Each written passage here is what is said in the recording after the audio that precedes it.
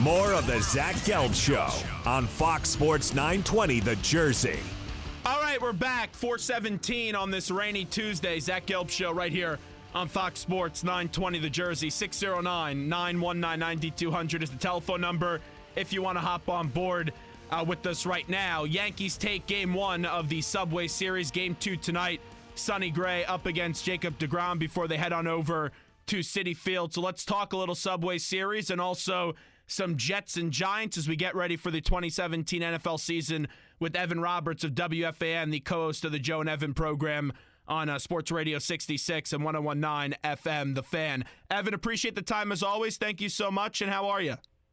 Oh, I'm a Met fan. I'm feeling fantastic today.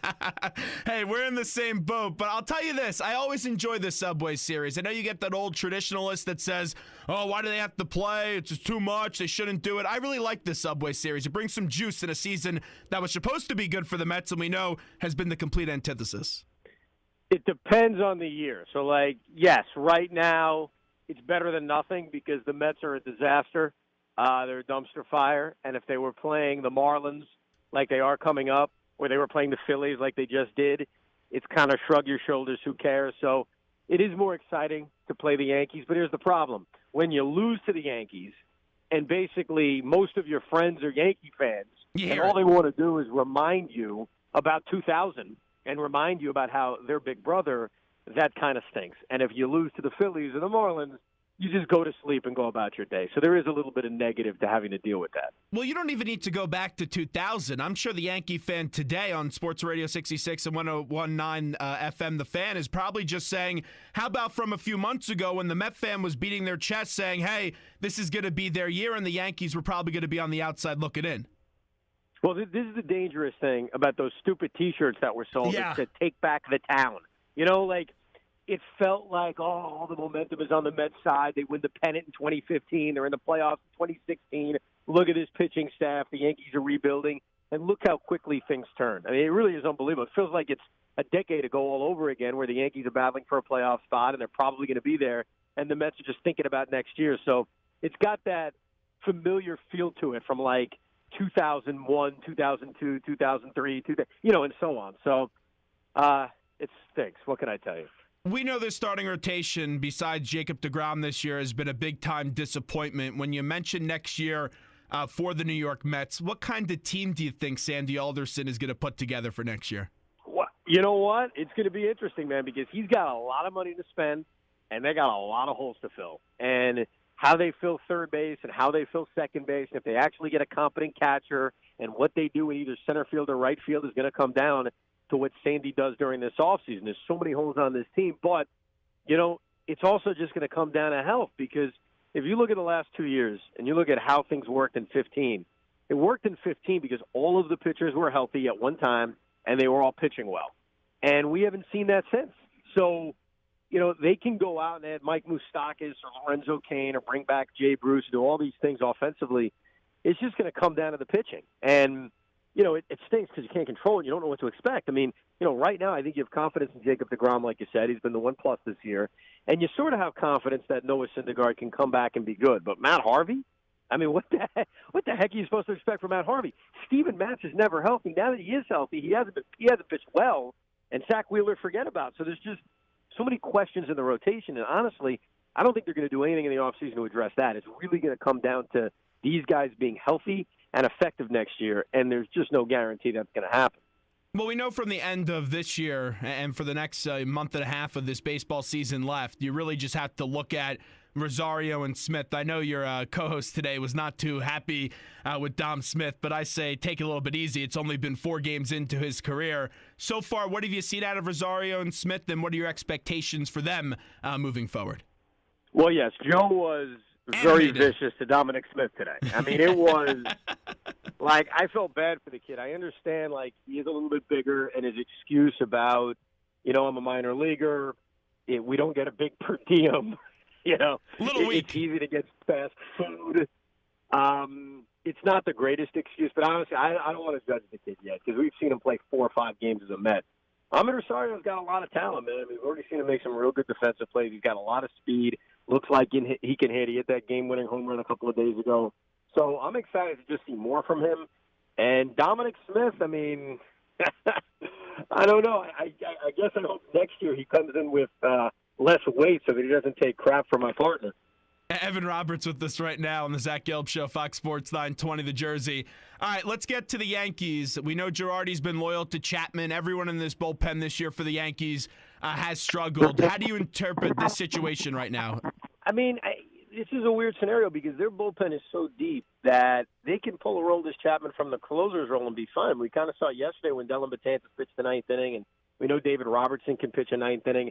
They have, though, and not just those guys, not just Betances and Robertson and Chapman, their bullpen is sick. I mean, you look at a guy like Chad Green, who's been so underrated this year, to be able to come in and get 7 outs the way he did last night, and he's been striking the world out. And Adam Warren's had a real good year.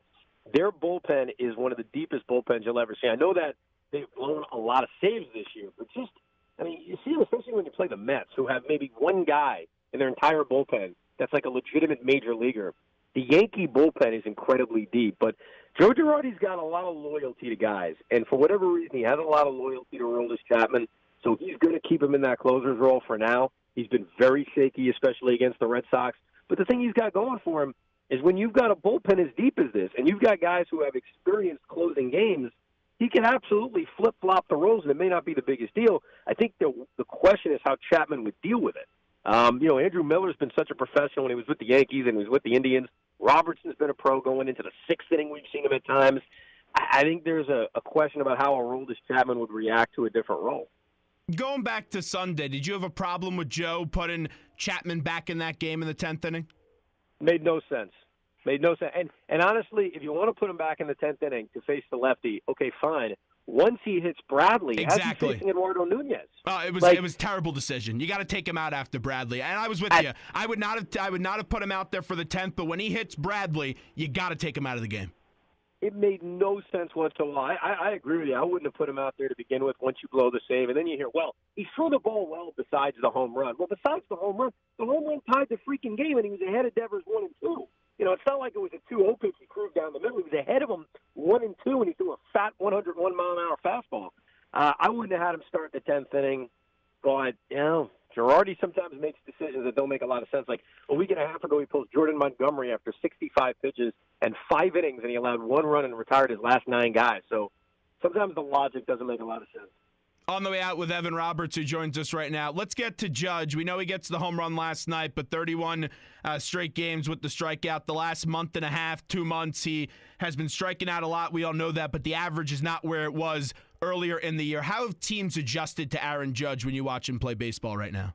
I think fastball's up. I mean, that's really what they've gotten him on. And it's not just that. Like earlier in the season, I mean, he was striking out. Yeah. It's not that he wasn't striking out, but he was doing a great job of laying off real close pitches, usually low and away sliders, and now he's been chasing at them. He can't catch up to high fastball, so I think the league has made a really good job of adjusting. But I still think he's going to be fine. I mean, this is a sport of adjustments, and I think that he set a bar. It's kind of like Gary Sanchez. When you set a bar that's so unrealistically high, no matter what you do, it's going to pale in a comparison to what you did initially. It's like, Gary Sanchez is a great example. Guy's had a great year this year offensively, and guys look at him and say, well, he hasn't been that good. No, he's been real good. He's a catcher who's getting 25 home runs and driving 75 or 80 runs. Judge had a first half that was historic. I mean, it just wasn't really good. It was a historic first half. And it shows you how good his first half was, that despite this massive slump he's in, he still leads the league in a lot of important categories. He is still statistically a legitimate MVP candidate, and that's with a month that he's really, really struggled. But the sport is a game of adjustments. The league is adjusted, and now it's time for him to make the adjustments. Do you think Gary Sanchez adjusts defensively and gets back to being the Gary Sanchez we saw last year defensively? It comes down to him working hard. I mean, early in his tenure as a minor leaguer with the Yankees, he had some issues with that. And I think that he's worked hard. He's become a major leaguer. He was very good defensively last year. We know he has a cannon behind the plate. But I think sometimes on the balls in the dirt, he gets a little bit lazy. I think if he works hard, he'll be fine. I think Joe Girardi calling him out the way Joe Girardi did last week was a good thing, because Joe Girardi doesn't usually call anybody out.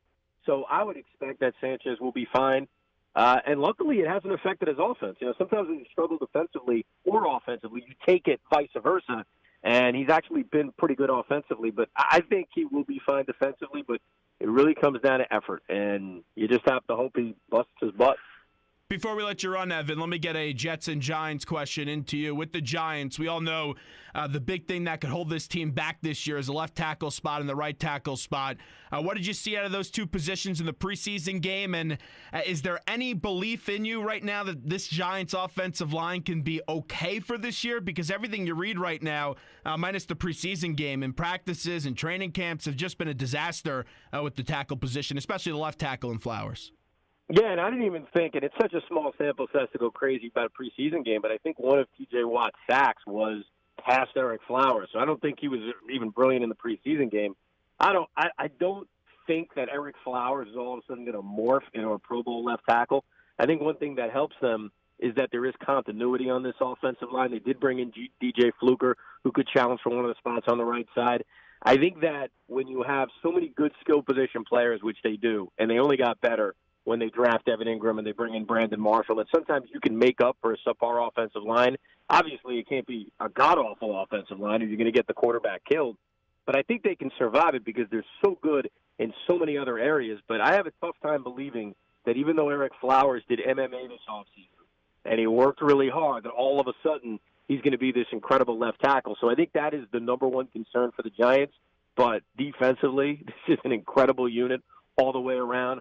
Offensively, they've gotten better. I think bringing in a guy like Red Ellison will only help. And even Brandon Marshall, like one thing about him, watching him a lot with the Jets, he has a very good blocker. So I think there are aspects of this team that got even better from the 11-win year last year. And the other thing that's going to help them, even though they beat the Cowboys twice, is the Cowboys are not going to be as good. I mean, the Cowboys are not going 13-3. I think most of us would accept that outside of Jerry Jones. So I think they've got an excellent chance to win this division. In fact, I think the Cowboys will finish third. I think the Eagles are going to be the biggest threat to the Giants this year. Why do you like the Eagles so much? I think that Carson Wentz real in his deal. Second year with more weapons, the real deal. Like you said, I didn't understand the Jordan Matthews thing. Obviously, I know they wanted to improve a corner, but I think that he and his team will be. Plus, they have a real good offensive line, which will help. So I don't think they're better than the Giants. I mean, the Giants all the way around, especially defensively, I don't know if they'll be as good as they were last year. I just think the Cowboys are definitely going to regress from a year ago, especially with the Ezekiel Elliott situation. And I'll end you on your lovely JTS Jets. I know you're probably looking ahead for the NFL draft, but your quarterback situation, how do you approach this thing? I guess you give McCown the first few weeks of the season and then eventually see Hackenberg? If it was me, I would throw Hackenberg out there immediately. I agree. Heck is the difference? You have nothing to lose. They're going to go. I mean, potentially they're an 0-16, 1-15 team. This is the worst offense I think that's ever been assembled, right? So whether it's Josh, and I think that's a tough spot for Christian Hackenberg. It's a tough spot for Josh McCown because it's a bad offensive line. They have no running backs unless you think Matt Forte is going to, go back to 6 years from now and go back aging process-wise. They have no offensive line. Their wide receivers are a joke. I mean, Robbie Anderson is the number one receiver. They have drops all the time. Practice, preseason games, doesn't matter. It's one of the worst offenses in the history of football. I think it has a chance to be that bad. So why not just let Hackenberg play, lose your 15 games, and go draft a real quarterback next year? I'll be watching a lot of Pac-12 football this year. I'll tell you, the only Jet I like is your son, Jet. Is he making the trip to the game tonight? No, because the reason Jet's not coming to the game is me and my wife want to try to get through 9 innings. And unfortunately, at 11 months, we're lucky to get him through about 4 or 5 innings before he is done, which is usually like a Met game normally because they're done after 4 or 5 innings. So he is very similar to the team that we watch. Does Joe B babysit the kid tonight? No, he's staying away from that. He'll be cursing at the TV and mocking Dominic Smith's weight. I'm telling you, if you let him babysit your kid, probably tell you the kid probably ate too many carrots or something like that, the way I heard him earlier today. Or he would change his name from Jet. Bro, I can't do this. He can't be named Jet, bro. I got to change his name.